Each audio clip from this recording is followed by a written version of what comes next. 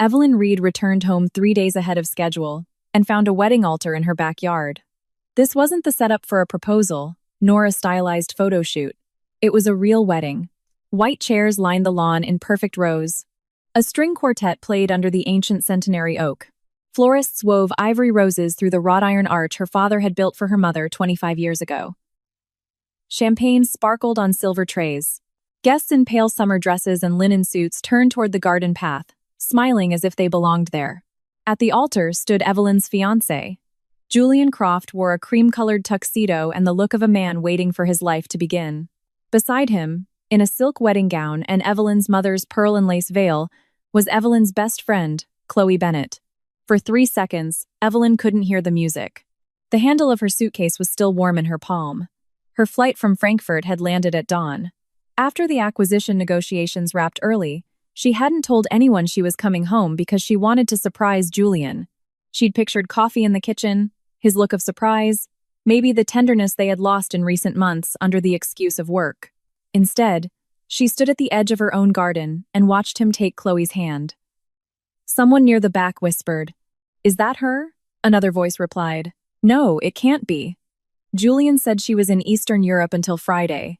Evelyn's gaze swept from the altar to the house, her house-gray fieldstone walls typical of the Hudson Valley, blue shutters, French doors open to the terrace, the garden she planted after her father died, the West Wing library where Chloe had cried on her lap after her own breakup 2 years ago, the kitchen where Julian made avocado toast on Sunday mornings and told her he'd never felt at home anywhere until he met her. Now the terrace was a reception area. Her dining tables were outside. Her mother's crystal glasses stood in rows. Her father's antique lanterns hung from the trees. Near the rose bushes, a large sign read, "Julian and Chloe, home at last." Evelyn stared at those 4 words, "home at last." The officiant cleared his throat at the altar. Julian looked annoyed before he looked startled. That tiny sequence told Evelyn more than any confession could. He was irritated first that the schedule had been disrupted. Only then did he remember she had the right to disrupt it. Chloe saw her a second later. The bride's face went pale beneath her perfect makeup. The pearl veil trembled against her shoulders. Evelyn knew that veil. Her mother had worn it in a black and white photograph that rested on the mantelpiece. Evelyn had only touched it once after her mother's funeral and returned it to its cedar-lined paper because some things were too intimate to become decor. Chloe had stolen it. Julian stepped down from the altar. Evelyn. The guests stirred. Phones were raised discreetly. A woman in the front row gasped, covering her mouth not in sympathy but with the thrill of witnessing a well-lit disaster. Evelyn let her suitcase stand on the stone path. She didn't scream. That disappointed several people at once. Julian advanced on her with his palms open. "This isn't what it looks like." Evelyn looked past him, at Chloe's white dress, at the officiant holding the binder with the marriage license, at the rows of guests, at the champagne, at the sign. "Then, what does it look like?" her voice asked. It was quiet, too quiet. Julian's mother, Eleanor Croft, rose from the front row. She wore lavender silk and the smug composure of a woman who'd spent years calling Evelyn practical when she meant inadequate. "Evelyn," Eleanor said, "don't make a scene." Evelyn turned slowly. Eleanor lifted her chin. "This day is important to Julian. Whatever private disappointment you feel should be handled with dignity." Private disappointment. Evelyn almost admired the phrase. It took real talent to call a betrayal a scheduling inconvenience. Chloe finally moved, gathering her skirt and stepping forward, eyes bright with carefully calculated tears. "Evie, I can explain." Evelyn's mouth tightened at the nickname. Only her father had ever called her Evie without asking. "Don't call me that while you're wearing my mother's veil." Chloe stopped. Julian glanced back at the guests. "Evelyn, please, let's go inside. We can talk in my house." His jaw tensed. Our house. There it was, the second theft. The first was the man. The second was the home. The third, Evelyn suspected, was somewhere in the paperwork. Behind Julian, a tall man in a gray suit stepped out from the terrace doors. Evelyn recognized him as Marcus Thorne, Julian's friend from college and his current lawyer. Marcus carried a leather folder and wore the expression of someone whose legal strategy had just walked into the garden alive. Evelyn looked at him. "Marcus, are you here as a guest or as legal counsel?" He didn't answer fast enough. Eleanor snapped. "Stop this. You are gone." Julian moved on. Chloe is pregnant, and he's doing the honorable thing. The garden went silent. Evelyn looked at Chloe. Chloe's hand drifted toward her waist. Pregnant. Another word arranged for maximum damage. Julian took another step closer. I was going to tell you when you got back. After the wedding, it got complicated. Evelyn looked at the chairs, the flowers, the guests sipping champagne from her mother's crystal. It didn't get complicated, she said. It became a catered event.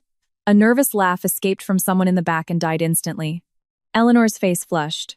You always do this.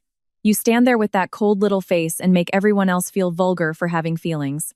Evelyn looked at her.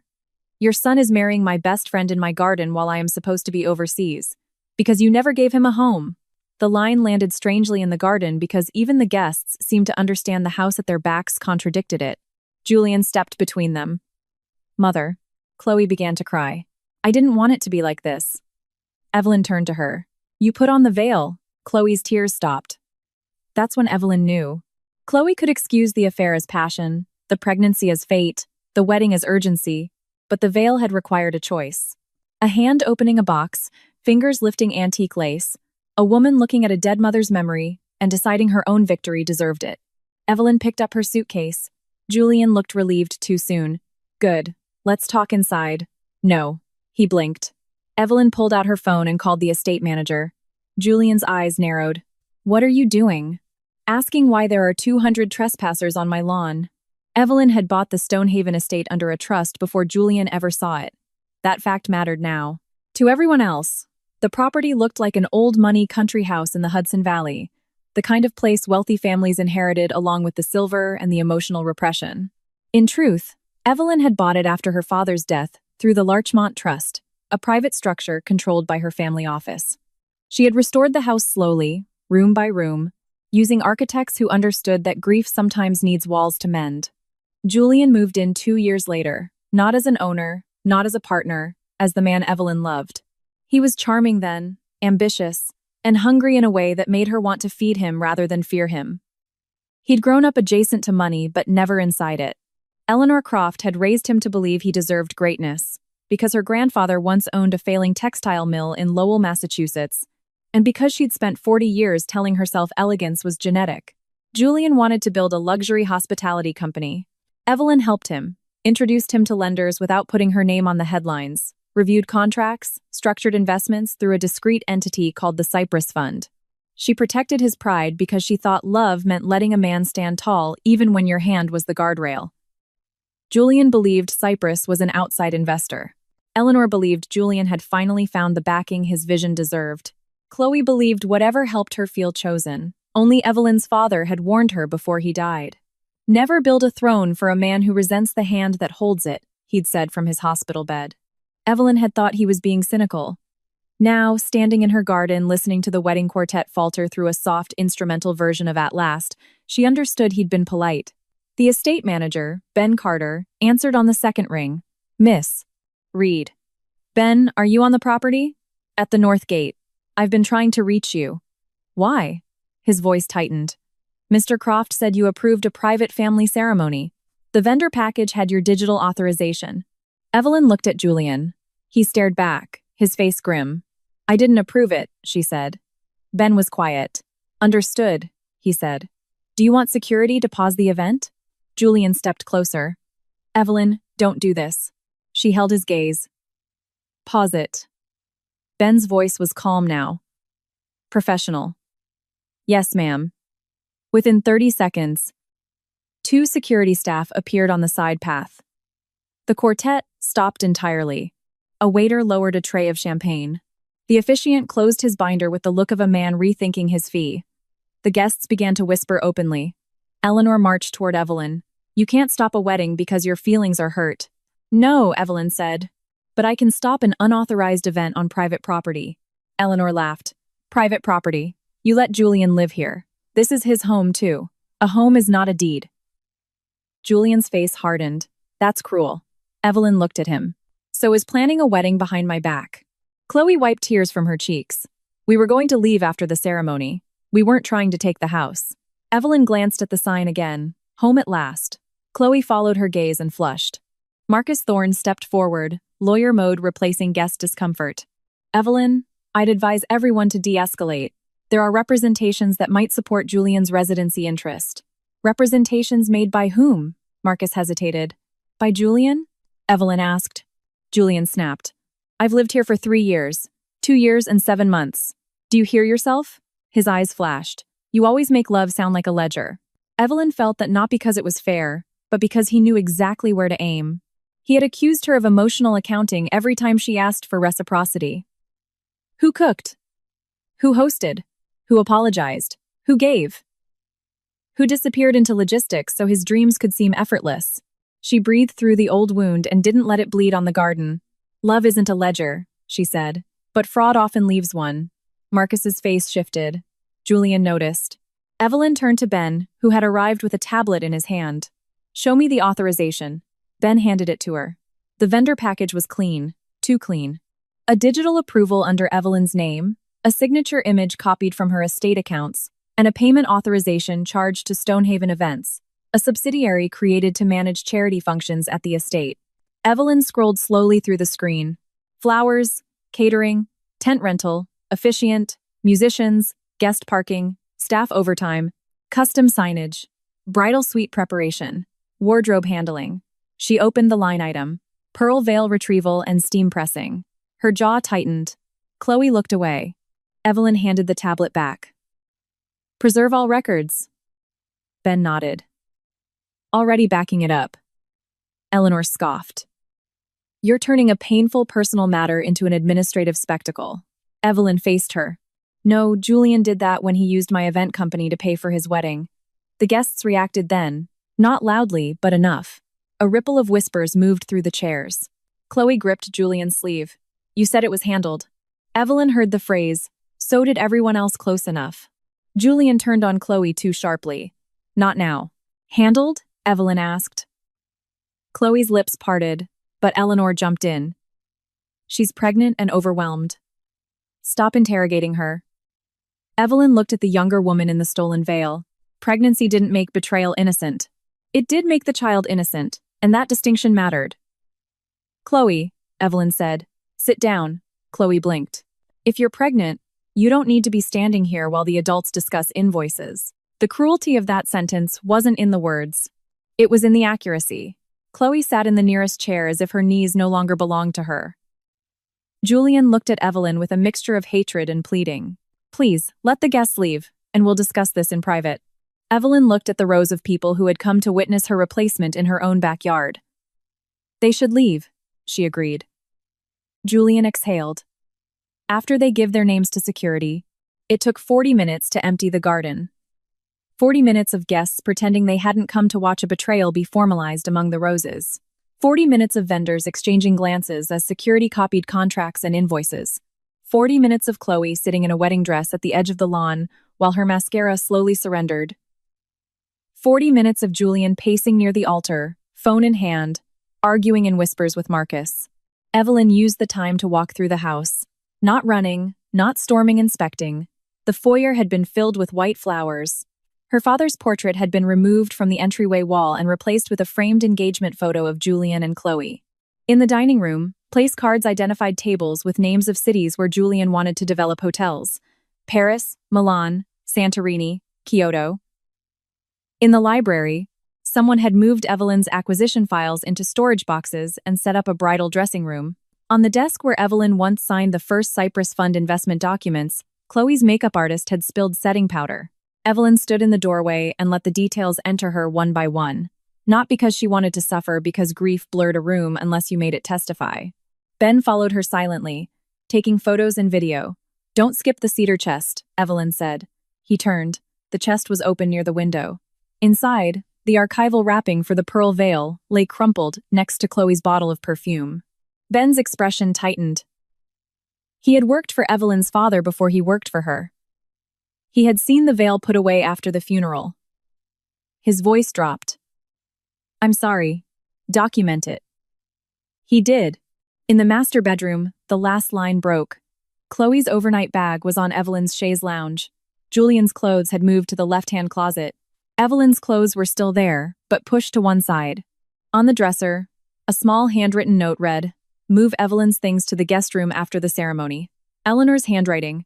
Ben saw at the same time Evelyn did. Photograph it, Evelyn said. Her voice held steady. Ben's did not. Yes, ma'am. In the guest room, boxes were stacked against the wall. Evelyn opened one and found her sweaters, scarves, framed photographs, old letters, and the silver brush set her mother had left her. Not discarded, relocated. That was worse. Discarding would have admitted cruelty. Relocating pretended she was already gone. Evelyn picked up the framed photograph from the top, her parents at the garden arch, laughing in the spring rain. The glass was cracked. For the first time since the garden, her hand shook, just once. Then, she put the frame down and closed the box. By the time she returned to the terrace, the guests were mostly gone. The chairs remained like evidence. White petals blew across the lawn. The altar, suddenly cheap without expectation, tilted slightly in the wind. Julian stood near the steps with Eleanor, Marcus, and Chloe. Chloe had taken off the veil. She was holding it with both hands. No longer a bride. Not yet formally accused of anything, but keenly aware the romance had become a property dispute. Evelyn walked to her and took the veil. Chloe didn't resist. I'm sorry, Chloe whispered. Evelyn looked at the pearl and lace. For wearing it? Or for getting caught? Chloe closed her eyes. Eleanor stepped forward. This has gone on long enough. Chloe is carrying Julian's child. Then Julian should start behaving like a father instead of a trespasser. Julian's face flushed. You can be angry with me. Don't humiliate my mother. Evelyn turned to him. Your mother packed my belongings into the guest room. He glanced at Eleanor. Eleanor's mouth tightened. We needed space for the bride. Even Marcus looked down. Evelyn laughed once. It sounded soft and hollow. The bride, she repeated. Julian moved closer. Evelyn, I know this is ugly, but you and I were over. Were we? Emotionally, yes. You asked me to review your Miami resort contract last Tuesday. Business can continue after love changes. On the terrace, silence. Chloe opened her eyes. Julian's jaw was tight. Evelyn looked at her former best friend. He told you we hadn't been together in months. Chloe's face went white. Chloe, Julian warned. Evelyn nodded slightly. Of course. Chloe stared at him. You told me I said this isn't the time, Julian snapped. The tone was ugly enough to make her flinch. Evelyn recognized that flinch. She'd done it in private for months whenever Julian's charm wore off and impatience showed its teeth. Marcus cleared his throat. We need to separate the personal issues from the legal exposure. Fine, Evelyn said. Let's start with the forged authorization.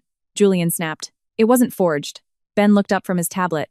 Evelyn said, then explain how my digital signature approved wedding expenses while I was in a secure client facility in Frankfurt. Julian's eyes darted. Small, quick, enough. Marcus jumped in. There may have been prior verbal approval for use of the grounds.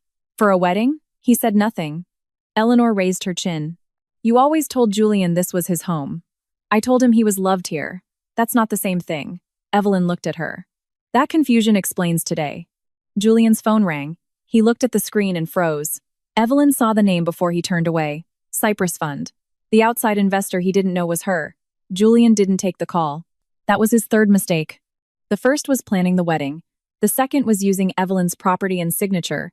The third was thinking unanswered calls stopped consequences. Evelyn knew exactly why Cypress was calling. Her Frankfurt trip had been for the final acquisition meeting tied to the Croft Hospitality Group, Julian's company. The Cypress Fund was about to release a major tranche of financing for his flagship project, a chain of boutique hotels built around heritage estates and intimate event spaces. The Stonehaven estate had been part of the pitch, not officially as collateral. Evelyn would never have allowed it, but Julian had used images of her home in the investor materials, calling it the inspiration for his design philosophy. He'd told lenders he had access to networks of private estates and family property holdings. Evelyn had corrected him once. He'd laughed and said telling a good story wasn't fraud. Now she suspected his definition of storytelling had expanded. Julian pocketed the phone. We should discuss this inside. No. Julian, the house is closed to you. Eleanor gasped. You can't throw him out of his home. Ben stepped forward. Mr. Croft's residency access is permissive under the estate's domestic occupancy agreement. Miss Reed can revoke it. Julian turned on him. Stay out of this. Ben didn't move. Evelyn looked at Marcus. Did you know about the occupancy agreement? Marcus's silence was answer enough. Eleanor looked confused. Occupancy agreement? Chloe whispered. Julian. Julian's face darkened. It was a formality. Evelyn said. It was the reason you had a key, but not the title. Eleanor's eyes went wide. Julian, what is she talking about now? This isn't your house? The question came from Chloe, not Eleanor. It was quiet and it cut through the garden with humiliating precision. Julian glared at her. I said not now. Chloe's hand went to her stomach. You told me after the wedding we would live here. Evelyn looked at her. There it was again. Another woman discovering she'd been sold a room inside someone else's life. Eleanor recovered by force. Legal technicalities can be sorted. Julian has put years into this property. He invited unauthorized vendors and moved my belongings. Because you were gone on a business trip to finance his company, his head snapped toward her. Too late. Eleanor frowned. What does that mean? Marcus looked like he wanted to dissolve into the patio stone. Julian said. Evelyn, don't. She looked at him. Don't what?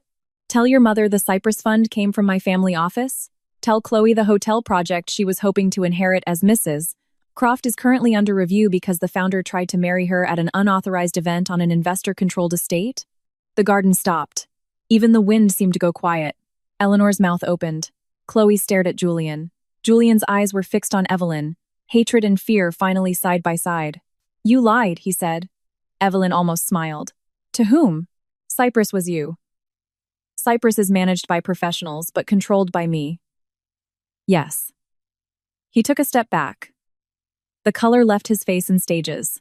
For years, Julian had told Evelyn she didn't understand business risk because she came from quiet money. He told her money made her cautious. He told her investors wanted vision, not footnotes. He told her she loved to limit him. All that time, he'd been praising Cypress's sophistication in meetings, quoting its term sheets, telling his friends the mystery investor saw his genius. Now he knew the mystery investor had been the woman he planned to replace before she got home. Chloe started crying again, but this time the tears sounded different. Less performance, more panic. Julian, what did you do? He turned on her. Don't you start? Evelyn moved between them without thinking. Julian saw the motion and laughed bitterly. Of course. You protect her now. I'm protecting a baby from a man who is losing control in public. His face hardened. You think you can keep everything? Evelyn looked at the altar, the chairs, the stolen veil now folded over her arm, the cracked photograph inside the house, the vendor invoices, the signature, the phone call from Cypress. No, she said. I think you already spent what was never yours. By nightfall, the Stonehaven estate looked like the morning after a storm. The wedding arch was half dismantled. Florists hauled out buckets of roses. The caterer packed untouched food into metal trays. The musicians left through the side gate with the dignified speed of people who didn't want to get subpoenas. Security escorted Eleanor to her car after she refused to stop yelling that Evelyn was vindictive. Chloe left with her cousin. Julian didn't. That mattered. Julian remained in the library with Marcus, Evelyn, Ben, and two lawyers who arrived from Evelyn's office before the sun fell behind the trees. One represented the Larchmont Trust. The other represented the Cypress Fund. Julian had never looked smaller than when seated across from them both. The library still smelled faintly of Chloe's perfume and setting spray. Evelyn hated that. Marcus tried to start with emotion. This situation is painful for everyone.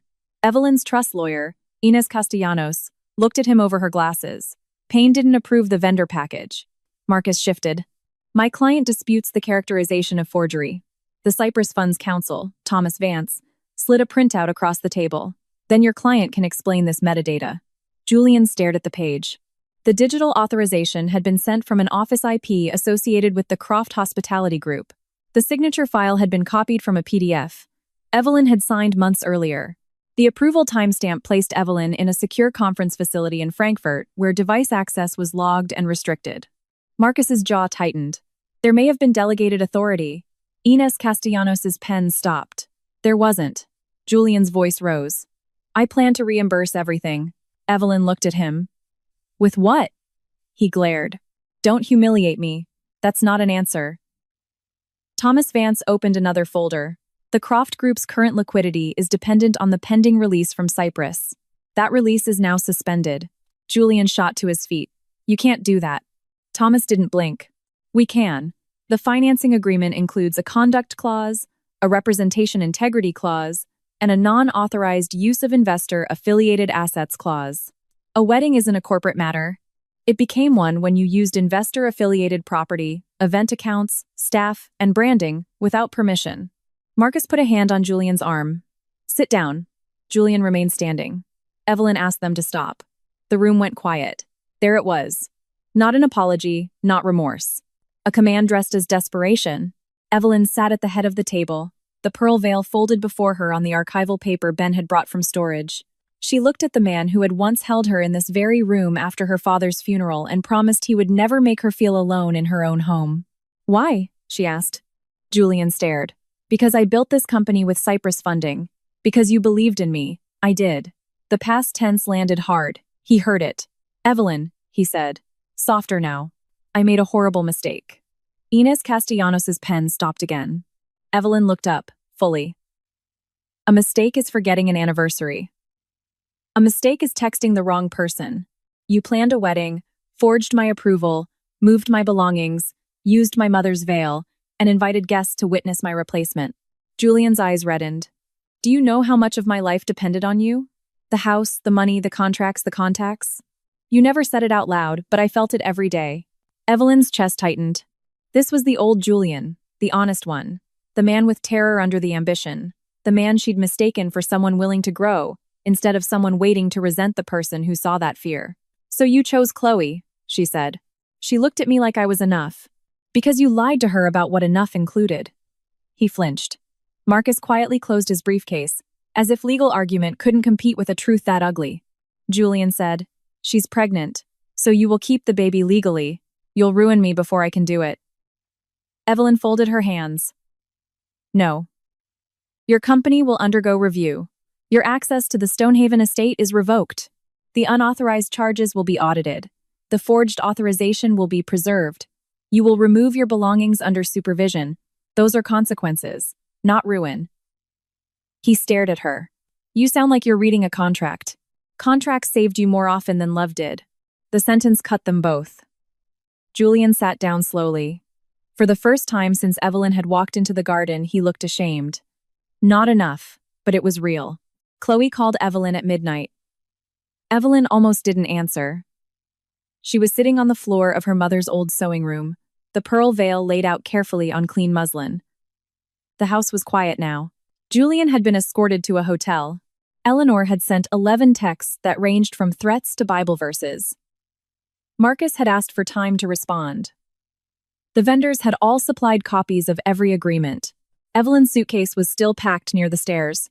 Her phone rang again. Chloe. Evelyn answered on speaker and set the phone down beside the veil. For several seconds, there was only breathing on the line. Then, Chloe whispered, I'm sorry. Evelyn looked at the fragile pearls stitched into antique lace. For which part? The question wasn't rhetorical. Chloe cried softly. For all of it. That's too broad to be useful. Silence. Then Chloe said, For sleeping with him while I smiled at you.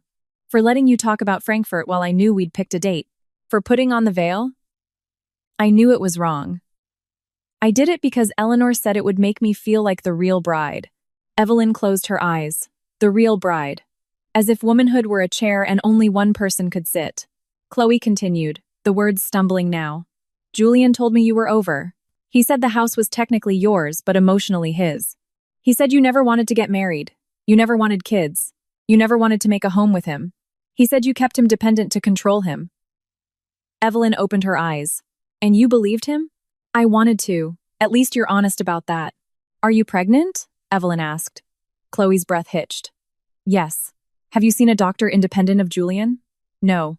Eleanor made the appointment. Evelyn sat up straighter. Cancel it. What? Cancel it and book your own.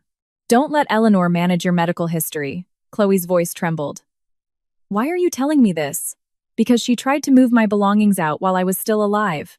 I don't trust her with a baby that isn't born yet. Chloe started crying again, but quietly. I thought he loved me. He wanted the role you were playing. And Julian? Evelyn looked toward the dark window where her reflection sat on the floor beside a dead woman's veil. Julian loves to be believed. The line went quiet. Chloe whispered, What am I supposed to do? Get your own lawyer. I can't afford a good one. I will send you 3 names. They don't work for me. Pick one or find another. Why would you help me? Evelyn traced a finger along the torn edge of the veil's wrapper. I'm not helping you avoid consequences. I'm helping to make sure your child doesn't become one. Chloe let out a single, broken sound, no performance in it. I was jealous of you, she said. Evelyn laughed softly, but there was no humor in it. You had a strange way of showing admiration. You always seemed untouchable. The house, the clothes, the way people listened when you talked. Even when you were quiet, you made rooms feel like they had to behave. I wanted that. Julian made me feel like I could have it if he chose me. A man can't choose you into a life he doesn't own. Chloe didn't answer. Evelyn's voice, gentle despite herself. Chloe, you and I are not friends anymore. A small sound came through the speaker. But I hope you become a mother your child can trust. Chloe cried harder then. Then Evelyn ended the call. She sat for a while, listening to the house breathe around her. Then she folded the veil in fresh paper, placed it back in the cedar chest, and locked it. The story hit the internet by morning. It started with a guest's blurry photo, Evelyn standing on the garden path with her suitcase, as Julian and Chloe stood frozen at the altar. The caption read, "Imagine coming home early and finding your fiancé marrying your best friend in your own backyard." By noon, the image had spread across gossip accounts, business forums, and wedding disaster pages. By 2 p.m., someone identified Julian Croft. By 3 p.m., Croft Hospitality Group's investors were calling Cyprus. By 4 p.m., Eleanor's niece posted and deleted a comment claiming Evelyn was an unstable ex who had abandoned Julian and refused to let him move on. Evelyn's communications director, Claire Sterling, called at 4:15. We can ignore the personal gossip, but not the investor angle, Claire said. Evelyn was sitting in her restored library, now clean of Chloe's makeup dust. What's the current narrative? Jilted fiancé crashes wedding, pregnant bride, rich people drama, possible forged approval. People love the veil detail. Don't mention the veil unless we have to. Understood. Julian's side is prepping a statement saying the relationship was over in private. The house was shared. You were aware of the emotional separation, and the event was intended as a small ceremony before legalities were sorted. 200 guests is small. Apparently, Heartbreak has a flexible guest list. Evelyn almost smiled. Claire continued. We should issue something short. Draft it. An hour later, the statement went out. Miss Evelyn Reed did not authorize any wedding event expenditures, signature use, property conversion, or relocation of personal effects at the Stonehaven estate. All related records have been preserved. Because an unborn child may be affected by ongoing private matters, Miss Reed will not be commenting on personal allegations. Legal and financial reviews are underway. The phrase unborn child changed the tone. It didn't make Evelyn look soft. It made Julian look reckless. At 7 p.m., Julian arrived at the gate. Security buzzed Evelyn. She watched him on camera from her desk. He stood in the rain wearing yesterday's slacks and a dark coat, hair wet, face gaunt, no cream tuxedo, no bride, no mother, no lawyer, just a man locked out of the house he'd promised another woman. Tell him to go away, Inez Castellanos said from the chair opposite Evelyn. Evelyn watched him press a hand to the gate. For 2 years, that gate had opened for him automatically. Let him into the main foyer, Evelyn said. No further. Inez's mouth tightened. I advise against it. Noted. Julian walked into the foyer 5 minutes later.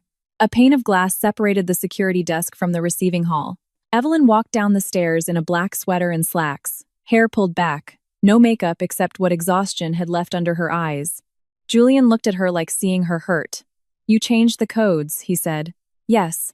My things are inside. You'll receive an inventory window tomorrow. He swallowed. Evelyn, please. The word was soft enough to find old rooms inside her.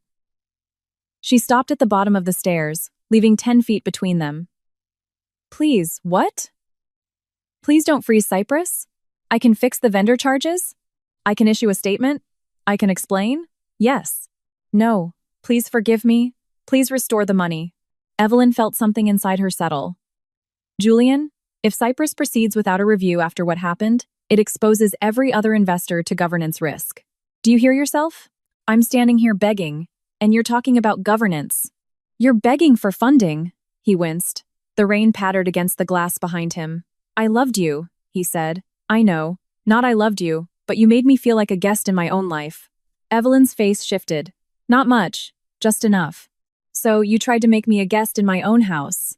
He looked down. I didn't think you were coming home. That's not a defense. I know, I know. He looked up, his eyes red. I know I destroyed us. The us was already broken. You orchestrated a funeral and invited my best friend as the bride. The sentence broke something in him. He turned away, covering his mouth with one hand. For a moment, Evelyn saw the man she had loved. Not the liar, not the thief of rooms and signatures, the scared dreamer who once asked if she thought he could build something beautiful. She had told him yes. She hadn't known he would build it out of her walls. Julian turned back. Chloe left me. Evelyn didn't react. She's staying with her cousin. Eleanor is furious. Marcus says I shouldn't talk to anyone, but I had to see you. You've seen me. Is there any version of this where you don't hate me? Evelyn considered the question. Yes, she said. But none where you keep access to my life. His face crumpled. She turned to leave. Evelyn. She stopped. Cyprus was always you. Yes. Why didn't you tell me? She looked back. At first, because I wanted you to feel supported. Later, because I was afraid you loved what I gave you more than who I was. Yesterday answered that. Julian had no reply. Evelyn walked up the stairs before pity could become a job. Eleanor Croft gave an interview 48 hours later. She didn't call it an interview. She called it standing up for her son. This was how Eleanor labeled every act of public cruelty, as if motherhood turned knives into shields. She sat in a cream-colored armchair beside a vase of lilies and told a society columnist that Julian had been trapped in a cold, unequal relationship with a wealthy woman who used property and money to control him. She described Chloe as a sweet, young mother-to-be who offered Julian the warmth he'd been denied. She said Evelyn had humiliated a pregnant woman and destroyed a wedding out of spite. Then she made the mistake. Evelyn Reed never understood family, Eleanor said. The Stonehaven estate may have her name buried in some trust, but Julian gave that house a soul. Buried in some trust. Claire Sterling called Evelyn before the article finished circulating. She confirmed your ownership. Evelyn looked at the quote. She did. She also opened the door to correcting the shared home narrative. Do it. The response was precise. The Stonehaven estate is held by the Larchmont Trust and has never been owned, leveraged, or controlled by Julian Croft. Mr. Croft's temporary occupancy was permissive and has been revoked. Claims that he held property rights are false. Any further misrepresentation will be addressed legally. The internet did the rest. People zoomed in on the wedding sign. Home at last became a punchline. Then Cyprus filed its formal notice. The Croft Hospitality Group's pending funding release was suspended pending a governance review, an investigation into unauthorized property use, and verification of investor representations. That wasn't gossip. That was the oxygen leaving Julian's company. By Friday, 2 board members requested an emergency meeting. By Saturday, the CFO sent Cyprus a private message offering cooperation. By Monday, Marcus Thorne resigned as Julian's personal counsel, citing conflict concerns after discovering his own firm had been used to prepare documents based on incomplete property representations. Evelyn attended the emergency meeting by video from the library at Stonehaven. Julian sat at the Croft Group's boardroom table, pale but clean-shaven. His CFO, Arthur Hayes, sat beside him with a stack of records. 2 independent board members appeared on screen. Thomas Vance represented Cyprus. Enos Castellanos attended for the estate. Thomas started with the facts. Unauthorized event use of investor-affiliated property. Misrepresentation of property access in investor materials. Use of digitally copied signature for vendor approval. Event expenses routed through Stonehaven events. Possible misuse of Croft Group staff and funds for personal wedding planning. Julian listened with a tight jaw. When Thomas finished, Julian said, "This is a personal vendetta." Evelyn had expected it. She leaned slightly into the camera. "If it were personal, I would have let you marry Chloe and watch the financing collapse later. This is preventative." A board member, Sylvia Mitchell, looked at Julian. "You used images of the Stonehaven estate in our investor pitch, without formal permission." Julian hesitated. Evelyn knew the estate inspired the concept. Sylvia's voice hardened. "That's not what I asked." Arthur, the CFO, cleared his throat. The pitch deck identifies Stonehaven as a flagship founder-associated estate available for future private events. Evelyn looked at Julian. He wouldn't meet her eyes. Thomas said, "Cyprus never approved that representation." Sylvia closed her eyes briefly. "What about the digital approval?" the second board member asked. Julian's face went blank. I believed I had verbal authorization for use of the estate. Evelyn said. For your wedding to my best friend. Silence. The board member looked away first. Thomas continued. Cyprus's position is that the release remains suspended unless Mr. Croft resigns his unilateral authority pending review. The company corrects investor materials, reimburses unauthorized charges, and submits to pending governance oversight. Julian laughed bitterly. So she gets my company too. Evelyn looked at him through the screen. No, she said. Your company gets a chance to survive you. Chloe's pregnancy became public because Eleanor leaked it. Not directly. Eleanor was too refined to be direct. She allowed a family friend to tell a society blogger that a fragile mother-to-be had been traumatized when a powerful woman crashed her wedding. The post didn't name Chloe, but it didn't have to. By noon, strangers were debating her character, her body, her unborn child, and whether Evelyn should have waited until after the vows to object. Chloe called Evelyn again. This time, Evelyn answered from the greenhouse. Rain pattered against the glass roof. Tomato vines climbed up twine along one wall. Her father had built the greenhouse during her mother's illness because he believed growing things was an argument against despair. Chloe's voice sounded raw. It was Eleanor. I know. I asked her not to. She told me people needed to understand I'm not just some affair. Evelyn touched a basil leaf between two fingers. And now? Now there are reporters outside my cousin's building. Evelyn closed her eyes. She hated this not because Chloe was blameless, but because Eleanor had turned another woman into a shield and then called the impact passion. Do you have security? Evelyn asked. No. I'll send a contact. You or your lawyer arrange payment with Julian. Do not accept anyone Eleanor sends. Chloe's breath trembled. Why do you keep doing this? Because children shouldn't start life as public relations. Chloe was quiet. Then she said, the doctor confirmed it. 8 weeks. Evelyn did the math. 8 weeks. Julian had been in her bed 6 weeks ago. The old pain tried to surface. She let it rise, then pass. Facts first, then feelings. That rule had saved her more times than romance. Are you okay medically? She asked. Yes. Fine. Julian wants to talk. That's between you and your lawyer. He says he loves me. Evelyn watched the rain stream down the greenhouse glass. He might even believe it when he says it. Chloe made a small sound. That's not a comfort. It wasn't meant to be. The call ended without forgiveness, without friendship, without dramatic closure, just a security contact, 2 legal referrals, and the strange dignity of not letting an unborn child become collateral damage. That night, Evelyn returned to the house to find Ben waiting in the foyer. We've located the missing boxes from your study, he said. Where? In the garage storage unit. Some of the files were open. Evelyn went still. Which files? Ben handed her a list.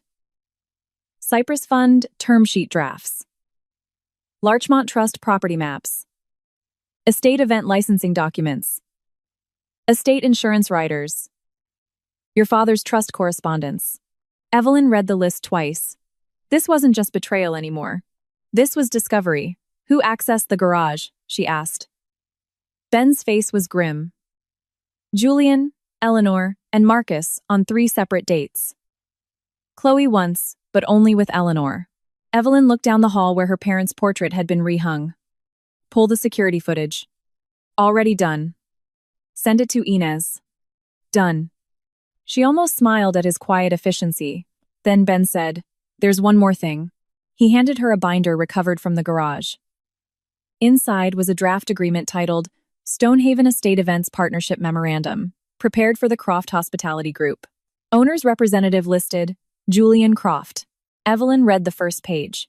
The document proposed turning the Stonehaven estate into the inaugural venue for the Croft Group's private retreat and wedding portfolio. It described Evelyn as a passive trust beneficiary whose consent would be secured after the project launch. After the project launch, Julian hadn't just planned to marry Chloe in her backyard. He'd planned to make her house his brand's first asset. Evelyn didn't sleep after she found the partnership memorandum.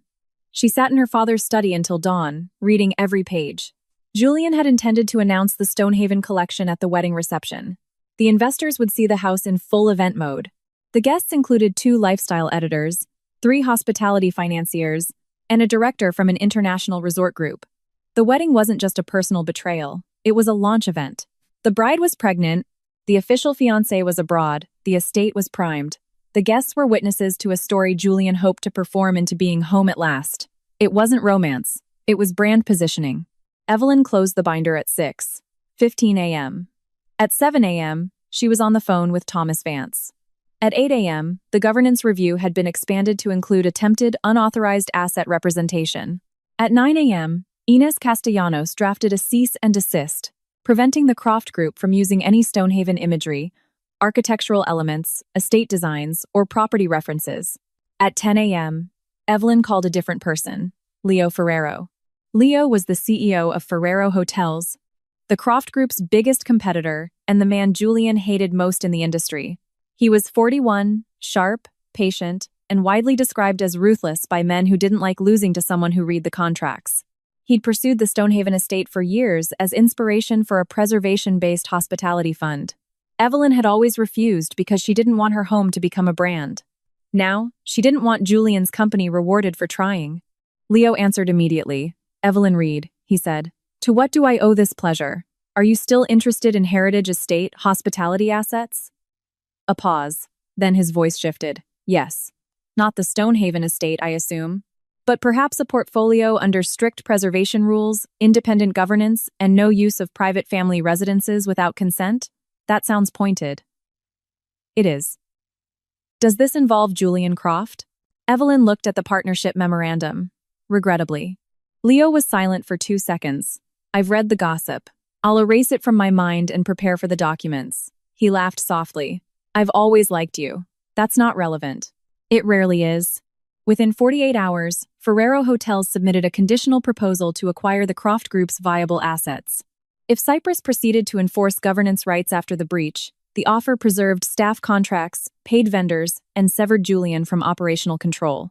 It also excluded any claim on the Stonehaven estate. When Julian received the term sheet, he came back to the gate. This time, Evelyn didn't let him in. He called her from the other side, his voice ragged. "You're selling my company to Leo Ferrero?" Evelyn stood in the upstairs window, watching him through the rain-streaked glass. "Cyprus is reviewing options. He's my rival. He's solvent. You planned this from the beginning." "No, Julian. You planned a wedding in my garden." I responded. He looked up, found her silhouette in the window, and shouted, "You can't just erase me." She watched him from behind the glass. There was a time she would have gone down, opened the door, brought him towels, listened until his panic became her responsibility. Now she stayed put. "I'm not erasing you," she said into the phone. "I'm severing you from the assets you tried to steal." He bowed his head. For a moment, even through the rain, she could see his shoulders shaking. Maybe from anger, maybe from grief, maybe from the understanding that the house had never belonged to him just because a woman had loved him inside it. The Croft Hospitality Group's board hearing took place in a glass conference room on Park Avenue. Evelyn attended in person because some rooms required the body, not just the signature. She wore a white suit and her mother's pearl earrings. Not the veil, never the veil. Her hair was pulled back. Her face was calm. On the table in front of her rested the Stonehaven Estate Events Partnership Memorandum, the forged vendor approval, the investor pitch deck, the garage security logs, and the photographs from the interrupted wedding. Julian arrived late. He looked exhausted. His charm had been worn down to something brittle. Eleanor followed him. Despite having no role on the board, Chloe did not attend. Marcus had been replaced by a litigator named David Trent, who looked competent enough to be unhappy. Sylvia Mitchell opened the meeting. "We will be reviewing the allegations related to unauthorized property use, investor misrepresentation, and executive conduct." Eleanor spoke before Julian could. "This meeting is a disgrace. Julian built this company from nothing while Evelyn sat on inherited wealth, and now she wants to punish him for finding happiness." Sylvia looked at her. "Mrs. Croft, you are here as an observer. Speak again uninvited and you will be removed." Eleanor flushed. Evelyn appreciated Sylvia in that moment. Thomas Vance presented the evidence. He didn't dramatize the wedding. He didn't need to. The documents were theatrical enough. Investor pitch deck. Stonehaven Estate as prototype heritage property. Partnership memorandum. Owner's consent to be obtained post-launch. Vendor authorization.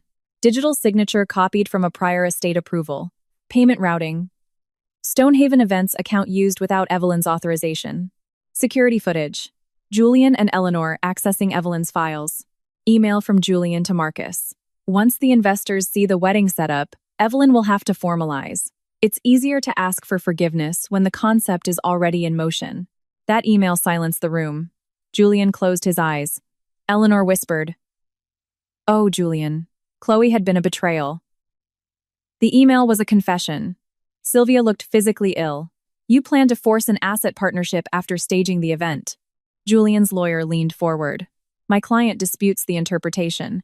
Sylvia tapped a hand lightly on the table. "It's in writing." Julian opened his eyes. "They went to Evelyn first, not the board." "I was desperate," he said. Evelyn didn't respond. He continued, his voice rough. "The company needed the estate concept. The investors loved Stonehaven. You kept saying no. I wasn't supporting my company in every way except the one that would make it real. Because Stonehaven is my home," Evelyn said. "It could have been more. It was already more." That stopped him. For a second, she saw him grasp what he hadn't before. More wasn't always expansion. Sometimes more was a quiet kitchen breakfast, a garden planted by a grieving daughter, a library where a man was trusted enough to read a home not turned into inventory. But the understanding came too late to undo the email. Cyprus invoked its rights. Julian was suspended as CEO, pending review. The company agreed to a conditional restructuring process. Ferrero Hotels entered negotiations to acquire viable assets, preserving employee contracts. Unauthorized charges would be reimbursed. Stonehaven references would be scrubbed from all materials. Julian's equity would be subject to clawback if misconduct caused damages. Eleanor stood up. "You can't let her do this." Sylvia looked at her. "Your son did this." Eleanor looked around the table and found no heir, no empire, no soft place for her outrage to land. Julian remained seated. When the meeting ended, he approached Evelyn in the hallway. "Chloe is having the baby," he said. Evelyn looked at him. "That's her decision." "I know. You know." He nodded, slow and defeated. "I'm arranging support through lawyers." "Good. She won't talk to me, except through her lawyer." "Also good." He let out a tired, broken laugh. "You taught everyone boundaries." "No. You taught us why we needed them." The line hurt. She saw it. She didn't take it back. He glanced at the pearl earrings. "Your mother's." "Yes. I'm sorry about the veil." For the first time all day, Evelyn's face moved. A brief, bright ache. Julian saw it and looked ashamed in a way that seemed deeper than fear. "That was Chloe," he said, then stopped. "No, it was all of us." Evelyn nodded once. It was the closest he'd come to the truth. Still, it wasn't enough to restore anything. Eleanor's last public attack came at the kind of charity luncheon where women wear soft colors and say brutal things over poached salmon. The event was held at a country club in Greenwich, with white tablecloths, pale orchids, and picture windows overlooking a city that had funded more betrayals than it would ever confess. Eleanor attended in lavender again. Evelyn wondered later if the color was deliberate, a costume of gentle motherhood worn by a woman who treated other people's homes as available inventory. Chloe wasn't there. That was the point. Eleanor took the microphone after dessert, under the guise of thanking donors for supporting young mothers. Her voice trembled at first, just enough to build sympathy before the facts arrived to complicate it. "I have watched someone dear to my family suffer public cruelty these past weeks," she said. A scared, lonely young mother-to-be was humiliated in front of guests because a wealthy woman couldn't bear to be left. Several heads bent together. Phones appeared below the tables. Eleanor continued. "We speak often of women's empowerment, but empowerment should not mean using money and property and corporate pressure to punish a man for choosing love and a child." By the time Claire Sterling forwarded the first clip to Evelyn, the phrase "choosing love and a child" was already trending. Evelyn watched the video once in her kitchen. Ben stood near the island with a binder of repaired estate inventories. Tea? No. Something stronger? Evidence. He set the binder down beside her. Within an hour, Evelyn's team had the full recording of the luncheon. In 2 hours, Chloe's lawyer called Inez Castellanos. Chloe wanted to respond. Evelyn listened on speaker from the library as Inez handled the legal language. Chloe's voice sounded steadier than it had in weeks. "Eleanor can't use my baby after what she did." Inez asked, "What exactly did she do?" Chloe took a shaky breath. "She told me the wedding had to happen before Evelyn got back, because men like Julian get confused when old obligations get in the way of new families. She said if I waited, Evelyn would use her money to take my son." She said Stonehaven would be mine if I proved I belonged there. Evelyn closed her eyes. Chloe continued. She gave me the veil. The room went quiet. Inez's pen stopped. Eleanor gave it to you? Yes. I asked if Evelyn would mind. Eleanor said Evelyn had no use for bridal things. She said dead women shouldn't get to control the happiness of the living. For several seconds, Evelyn heard nothing. Not the radiator, not the distant sound of staff in the hall, not Inez's controlled breathing. Dead women shouldn't get to control the happiness of the living. Her mother, reduced to an obstacle in a stolen aesthetic. Ben looked away, his jaw tight. Inez's voice went cool. Chloe, are you willing to sign a declaration? Yes. And provide any messages? Yes. I saved them after Evelyn told me to get my own lawyer. Evelyn opened her eyes. This was why she had answered the midnight call. Not to absolve Chloe, not to be so gracious that strangers would applaud her, because scared people with records could stop powerful people from rewriting the rooms. By afternoon, Chloe's statement was released. It didn't ask for pity. It didn't excuse the affair. It admitted wrongdoing, confirmed Eleanor's role, and stated plainly that Evelyn had been the only person to advise her to get independent medical and legal support. The last paragraph changed everything. I hurt Evelyn Reed deeply. I cannot undo that. But Eleanor Croft is not protecting me or my child by using us in public statements. She encouraged a wedding on property that was not Julian's. She handed me a veil that belonged to Evelyn's late mother and told me this was how I would become the real lady of the house. I understand now that a home cannot be built by humiliating the woman to whom it belongs. The video of Eleanor at the luncheon began to rot under the weight of Chloe's statement. The reporters who had called Evelyn cold were now asking why Eleanor had meddled in property and pregnancy matters. Donors to Eleanor's maternal charity requested governance documents. 2 board members from that charity resigned by morning. Eleanor called Julian first. Julian didn't answer. Then she called Evelyn. Evelyn let it go to voicemail. Eleanor's voice came through later, stripped of silk. You've turned her against me. Evelyn saved the message and forwarded it to Inez. Then she went to the sewing room, opened the cedar chest, and checked on the veil. It lay quiet in its paper, damaged but safe. Dead women, Evelyn whispered, thinking of her mother laughing under the garden arch, still deserve respect. The house seemed to agree. Julian's company didn't have a dramatic collapse. It was dismantled in conference rooms. That was less cinematic and more devastating. Collapse allowed a man to blame fate. Review forced everyone to read what he'd done. The independent investigation took 6 weeks. It found misuse of staff time, unauthorized investor representations, improper access to Stonehaven files, undisclosed personal conduct affecting corporate governance, and a pattern of decisions made to pressure Evelyn into converting a private property into a commercial asset. It also found something Evelyn hadn't expected. Julian had promised Eleanor a consulting position on the Stonehaven collection. The email was blunt. Once Evelyn sees the press and the investor buzz, she'll formalize. Mom can handle the guest experience. Chloe looks good in photos for the family brand. We need to make the story feel inevitable. Evelyn read the email in Inez's office as rain streamed down the glass. We need to make the story feel inevitable. She thought of every chair on the lawn, every flower, every guest, every whispered claim that she was absent, cold, over it, already written out of the future. She hadn't just been betrayed, she'd been staged, managed into inevitability. Inez watched her carefully. Need a minute? No. That was a human question, not a legal one. Evelyn looked up. Her lawyer's expression was kinder than usual, which almost undid her. So, yes, Evelyn said. Inez closed the folder and waited. Evelyn walked to the window. Below, taxis moved in the silver rain. People crossed streets under umbrellas, each carrying private disasters the city didn't stop to acknowledge. He knew I hate being forced in public, Evelyn said. Inez said nothing. My father used to say pressure reveals ownership. If someone has to corner you for a yes, they already know the answer is no. A clever man, your father. Evelyn almost smiled. Any legal standing? No, on the opinions of dead fathers. At the final Croft hospitality hearing, Leo Ferrero attended as the prospective buyer. Julian sat across from him looking like a man forced to watch his rival inspect the bones of his dream. Eleanor was not allowed inside. She waited in the lobby, complaining to anyone foolish enough to stop. Sylvia Mitchell presented the investigation's findings. Julian didn't contest most of them. His lawyer tried to frame his conduct as founder's overreach during a time of emotional stress. Sylvia replied that founders' overreach usually meant unauthorized expenses or hires, not turning an investor's home into a launch event predicated on a wedding while the investor was out of the country. Leo said very little. When asked if Ferrero Hotels would keep the jobs, he said yes.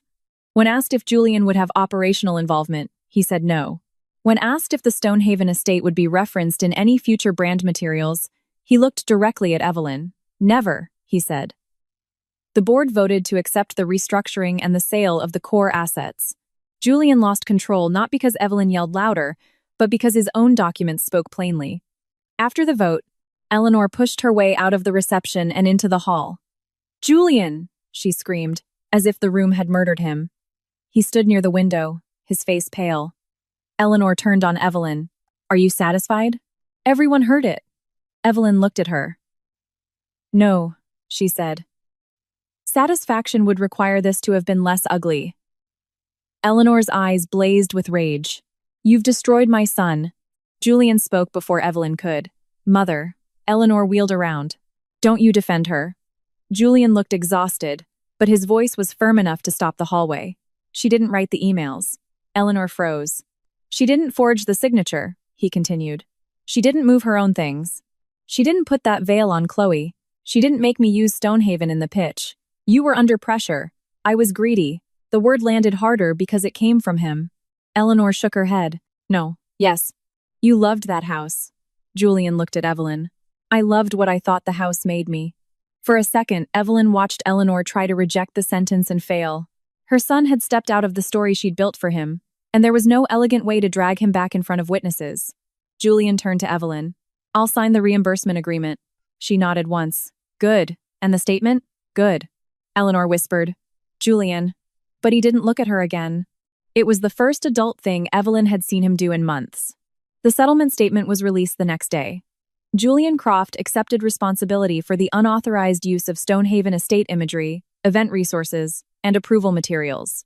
He apologized to Evelyn Reed, Chloe Bennett, the employees of the Croft Hospitality Group, and the investors affected by his conduct. He confirmed the Stonehaven estate was never owned or controlled by him. He confirmed Evelyn had not authorized the wedding or the business concept. He agreed to reimburse costs, cooperate with the restructuring, and refrain from public contact. It didn't fix anything, but it removed the lie from the room. Evelyn read it at breakfast, her coffee cooling beside her. Aunt Mathilde called at 9 a.m. "I've seen the statement," her aunt said. "Good morning to you, too. Don't get sarcastic with your elders. It dulls my moral high ground." Evelyn smiled in spite of herself. "What did you think?" "I think men discover accountability when all the exits are blocked. That's harsh. It's accurate." Evelyn looked through the kitchen window at the garden. They were clearing the arch that morning, stripping the last of the wedding florist's wire from it. Matilda's voice softened. "How are you, really?" The question landed differently than the others. It wasn't strategic or legal. It didn't ask if she had won. Just, "How are you, child?" underneath all this competence. Evelyn held her mug with both hands. "I feel like my house survived before I did," she said. Mathilde was quiet for a moment. "Then let it hold you until you catch up." Evelyn closed her eyes. "Your mother used to say that houses remember how to love us when people forget," Mathilde added. That was it. Evelyn cried at the kitchen table while her aunt stayed on the phone, saying nothing at all. No advice, no fury, no hurry, just a silence that didn't demand a performance. Afterward, Evelyn washed her face, walked into the garden, and stood under the arch as the restorer removed the last white ribbon from the wrought iron. "Want to keep any of this?" he asked. She looked at the ribbon in his hand. For a moment, she saw Chloe's veil, Julian's cream tuxedo, Eleanor's lavender dress, the guests turning to watch. "No," she said. The ribbon went into a black trash bag. That soft, final sound felt better than applause. Chloe gave birth 7 months later during a snowstorm. Evelyn learned about it through a message from Chloe's lawyer, not from Chloe directly. That boundary had been carefully negotiated. Updates on the child could be shared once, with no expectation of relationship. Healthy girl, mother stable. Name: Lucia Bennett. Evelyn read the message in the library as the first foundation planning documents lay open before her. She'd spent the morning designing a retreat program on financial literacy, property rights, evidence preservation, and emotional recovery from coercive relationships. The topics sounded clinical. They weren't. They were survival translated into a curriculum. She replied through Inez, wishing health and safety to them both. Nothing more. That night, Chloe sent a separate handwritten note, delivered via lawyer 3 weeks later. Evelyn opened it only after Inez had it scanned. The handwriting was careful, almost schoolgirl neat. Evelyn, I'm not writing to ask for forgiveness. I know I have no right to it. Lucia is here. She has dark hair and very serious eyes. When I held her, I understood for the first time how obscene it was that I stood in your garden thinking a house and a veil and a man could make me real. I will tell her the truth when she is old enough. Not the details that hurt without reason, but the truth that I hurt another woman because I wanted a life I hadn't built. I hope she never mistakes being chosen for being worthy. Thank you for telling me to get my own doctor, Chloe. Evelyn folded the letter. She sat with it for a long time. Then she put it in the drawer with the birth announcement. Not friendship, not forgiveness, a record. A different kind than the legal files, but a record nonetheless. Proof that people could become more honest after they did harm, even if the honesty didn't erase the harm. The Montesinos Foundation, she kept her mother's name for it, started as a spreadsheet. Evelyn liked that. Other people liked origin stories with revelations and visions and dramatic oaths. Evelyn preferred rows, dates, projected budgets, legal structures, staffing needs, insurance requirements, program outlines, emergency protocols, and donor restrictions. A thing built to protect women needed less poetry at the beginning and more liability coverage. She hired experts before she announced anything. Inés Castellanos designed the legal clinics. A woman named Laura Davis built the financial coercion workshops. Claire Sterling created communications training for women facing reputational attacks. Ben helped convert the west wing of Stonehaven into guest rooms that locked from the inside and opened easily from the hall in an emergency. He insisted on both. Security, he said, must never create another cage. Evelyn reviewed every room herself. No family portraits in the guest spaces, no mirrors facing the beds, no chairs positioned with their backs to the doors, no intake forms that asked women to summarize their trauma before they'd had a cup of tea. When Leo Ferrero offered a large donation from Ferrero Hotels after his acquisition of the Croft Group assets, Evelyn accepted only after adding a restriction. No corporate branding, no naming rights, no speeches about corporate compassion. Leo signed without complaint. "You're very strict," he said during the signing meeting. "Yes. I didn't mean it as a criticism. I didn't take it as one." He smiled. Good. She liked Leo because he didn't confuse being told no with being attacked. It was a quality rarer than wealth. The first retreat accepted 12 women. Evelyn read the applications late at night, not to judge the pain, but to make sure the foundation could handle the complexity it was inviting into its home. There was a surgeon whose husband controlled her bank accounts, a teacher whose fiancé opened credit cards in her name, a hotel manager whose boyfriend threatened to leak private photos if she left him, a mother of two whose in-laws had hidden her passport. Evelyn sat in the library with the applications spread before her and thought of the wedding chairs on the lawn. For a moment, the old anger returned. Then it changed shape. Anger given a job can become architecture. That was the start of the foundation. The first retreat almost failed because of muffins. The caterer delivered blueberry muffins made with almond flour, despite 3 allergy notes. Ben caught it before breakfast. He called the vendor in a voice so cold Evelyn could almost hear the frost forming on the phone and drove into town for safe replacements himself. The women arrived while he was gone. Evelyn met them in the foyer. No cameras, no speeches, no donor displays. She wore a navy sweater, black slacks, and flat shoes. The house smelled of coffee, lemon polish, and rain. At first, the women were cautious, complimenting the house too much, apologizing for their luggage. They asked if they were allowed in the library. One woman stood in the doorway of her room for several minutes before stepping inside. Evelyn recognized the posture. People who had been punished for taking up space often asked furniture for permission. "Everything here is for use," she told them at lunch. "If a door is closed, knock. If it's open, walk in. If you need quiet, take it. If you need help, ask anyone with a green badge." A woman named Nora half raised her hand, then put it down. Evelyn smiled slightly. "You can ask why green. Why green? Because red felt too dramatic." The table laughed, softly at first, then with relief. By evening, the house sounded different. Not healed healing didn't arrive before dinner like an efficient guest, but less on guard. A few women sat in the library comparing notes on separate bank accounts. Two walked the garden. One cried in the pantry while Laura Davis sat on the floor beside her and explained how to freeze her credit. Evelyn watched from the terrace. Ben joined her, Muffingate aside. Not bad. You saved us from an almond-related lawsuit. A proud day. They looked out at the garden arch. It had been wrapped in small lanterns for the evening session. Ben said, "Your parents would like this." Evelyn nodded. This time, the thought didn't hurt as much. On the last night of the retreat, Nora asked the question all the others had been circling. How did you not fall apart when you saw them? They were sitting under the garden arch, wrapped in blankets, holding mugs of tea. Fireflies moved in the hedges.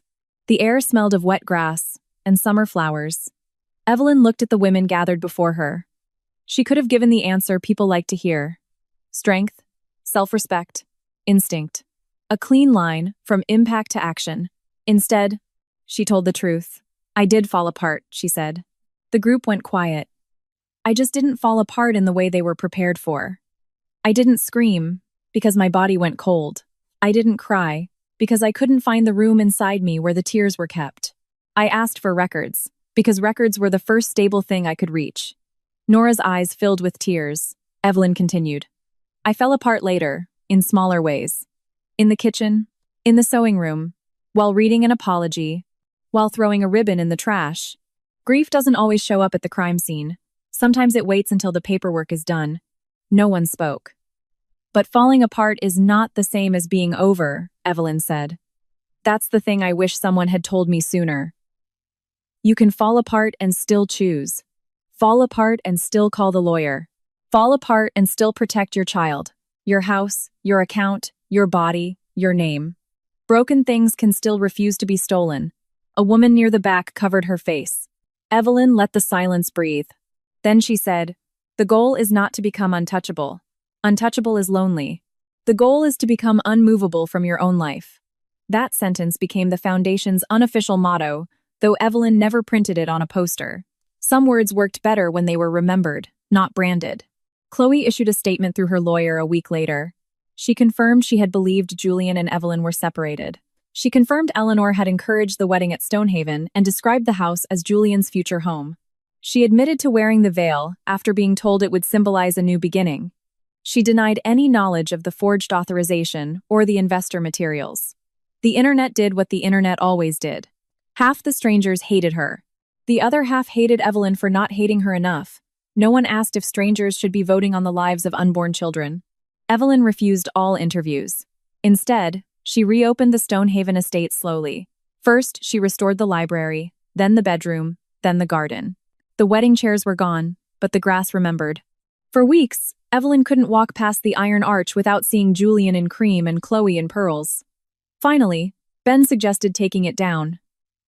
My father built it, Evelyn said. Yes, Ben said, but he built it for joy. That sentence stayed with her.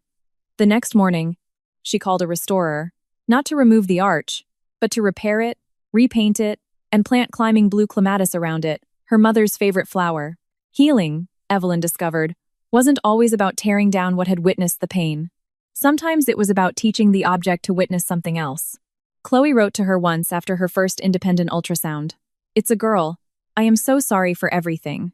I know that doesn't fix it. Evelyn sat with the message for a long time, then replied, It doesn't fix it. I hope she is healthy. That was all. No forgiveness, no cruelty.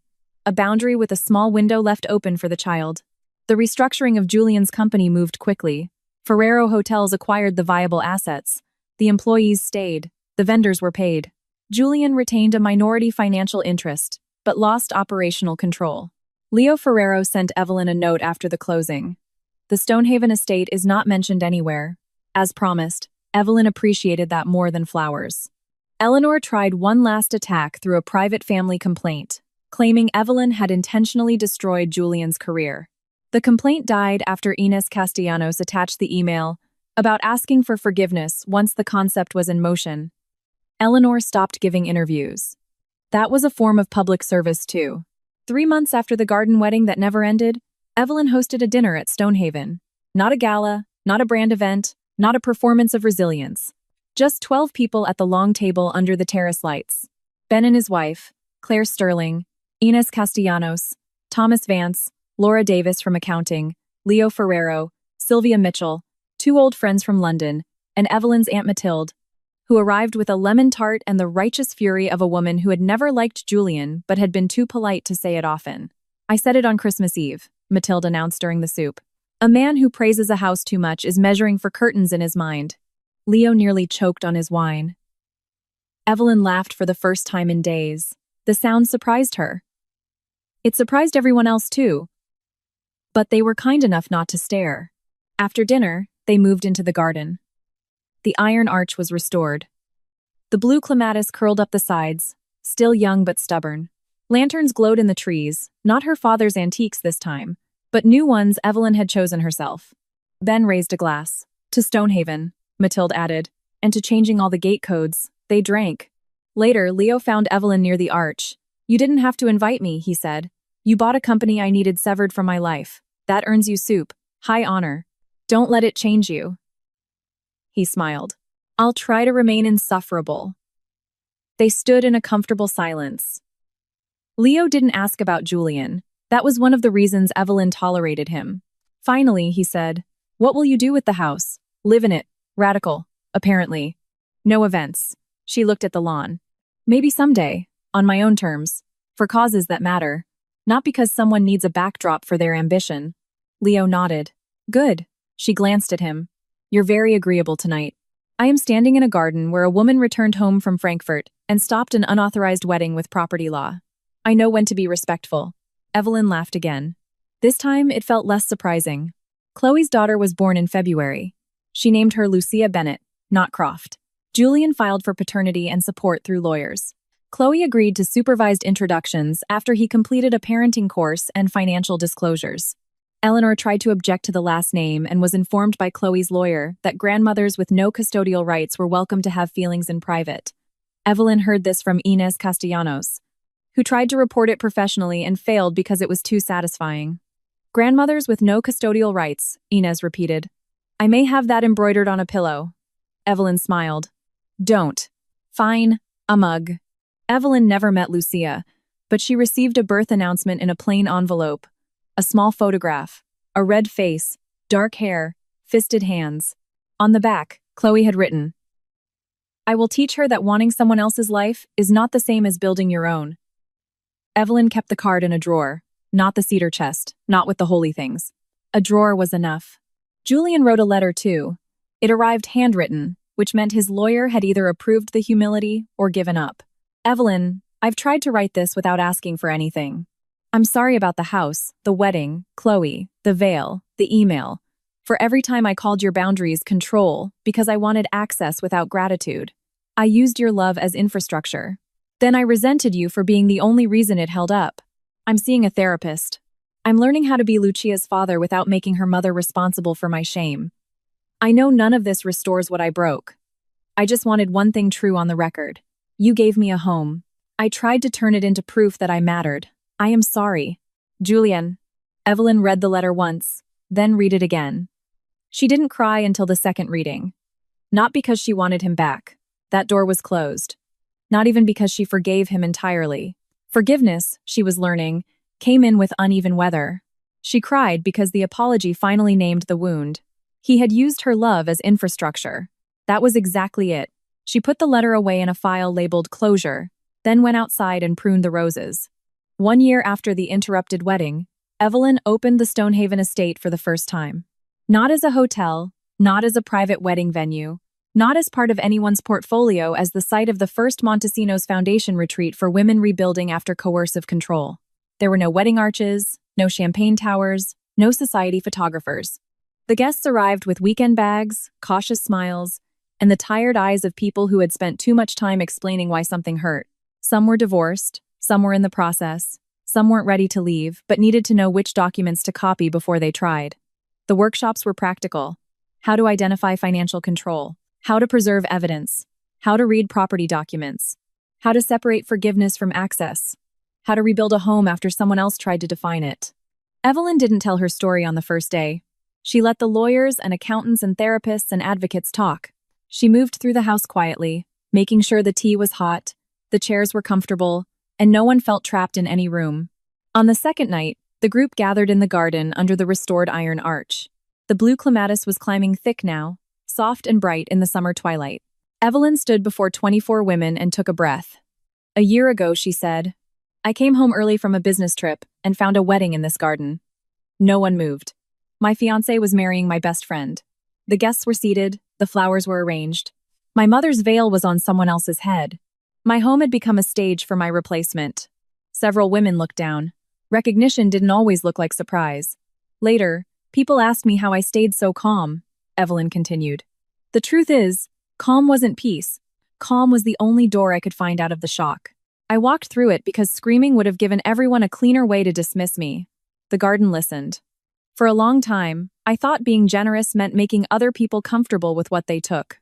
I thought love meant offering up the best parts of my life without keeping receipts. But generosity without boundaries becomes an invitation for people who think gratitude is optional. Ben stood at the back near the terrace, his eyes wet. Evelyn looked up at the house. This place was used against me because someone believed a home belonged to whoever was bold enough to claim it. It took me months to understand that taking it back didn't mean locking every door forever. It meant deciding who got to come inside, why, and under what truth. She turned back to the women. If anyone has ever made you feel cruel for protecting your own life, please hear me. A boundary is not revenge. A document is not bitterness. Evidence is not obsession. Leaving is not failure, and staying long enough to plan a safe exit is not weakness. The words settled among them. You are allowed to come home to yourself, Evelyn said, even if the first thing you find there is rubble. A sob. No one applauded right away. Then one woman started. Soon the garden was filled with a sound warmer than celebration. It wasn't victory, it was witness. That night, after everyone had gone inside, Evelyn stood under the arch alone. The air smelled of grass and roses. The house glowed at her back, stable and alive. For once, the memory of Julian and Chloe at the altar didn't come first. Instead, she saw her parents laughing in the rain. She saw the women drinking tea in the library. She saw herself on the garden path with a suitcase, not yet knowing the worst moment of her life would become the doorway back to it. Julian returned to Stonehaven once, 18 months after the wedding. He didn't show up at the gate unannounced.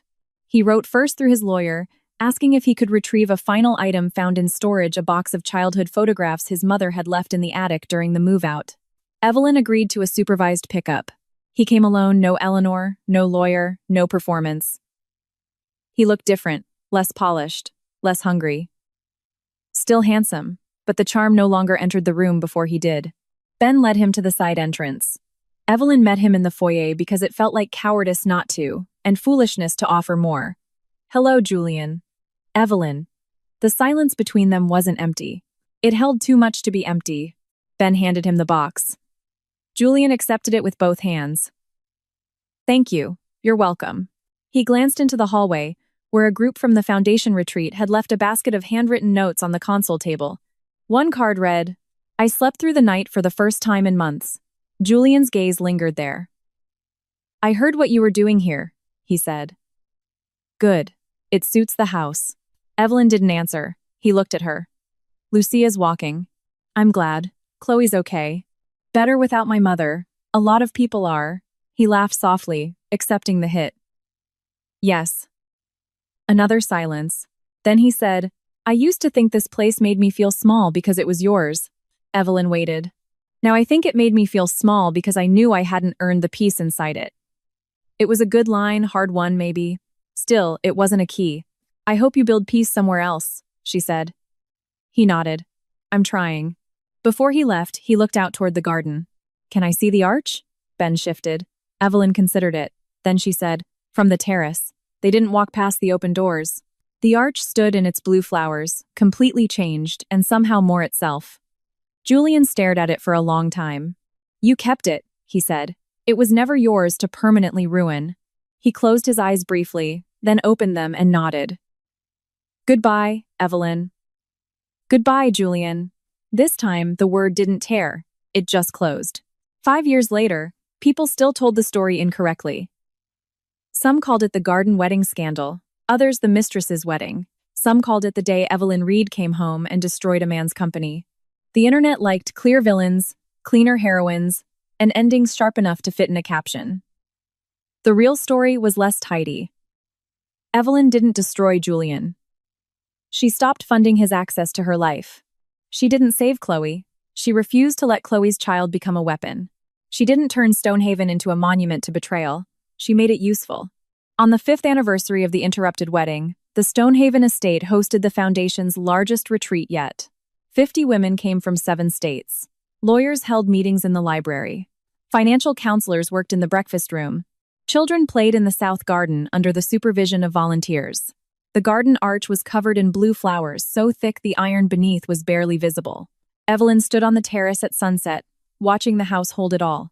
Ben joined her with 2 mugs of tea. 5 years, he said. Don't make it sound so ancient. In scandal years, it's a dynasty. She laughed. He handed her the tea. Your father would like this. Evelyn looked at the garden. He'd say the chairs are too close to the rose bushes.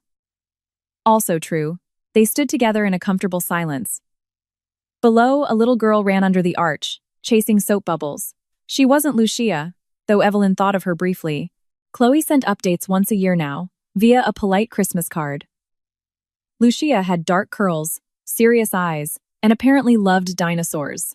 Evelyn kept the cards in the drawer, not because the past had become friendship, but because the child existed beyond the betrayal and deserved not to be reduced to it. Leo Ferrero arrived late for the retreat dinner, as he often did now, carrying a box of pastries and an apology that sounded insufficient by design. He and Evelyn had become friends slowly, then something warmer even more slowly, though neither was in a hurry to name it. The difference between him and Julian wasn't that Leo needed nothing. Everyone needed something. The difference was that Leo asked before he entered. He stopped beside her on the terrace. I brought croissants, Leo said. At 7 p.m.? Time is a social construct. Evelyn took the box. That sentence has cost you your credibility. I have a surplus. He left them with a smile that pretended it didn't. He looked out at the arch. Big day. Good day. Any ghosts? Evelyn considered it. There was a time the garden had been full of them. Julian at the altar, Chloe in the veil. Eleanor's voice, the whispering guests, the suitcase beside her hand, the feeling of arriving too late to a life that was supposed to be hers. Now the garden held other things, women laughing, children chasing bubbles, blue flowers, work, witness. No, she said. Not today. Leo nodded. He didn't fill the silence. She liked that about him. Later, after dinner, Evelyn walked under the arch alone. She touched one of the clematis blossoms gently. The first time she'd stood there, she had been forced into the role of jilted woman, betrayed fiancé, humiliated owner. Everyone had looked at her and expected the simplest version of pain. But the pain hadn't been simple. It had been a map. It showed her where love had become labor, where generosity had become access, where silence had become permission, where home had become a word others thought they could steal if they printed it prettily enough on a sign. She took the map seriously. That was why she found her way out.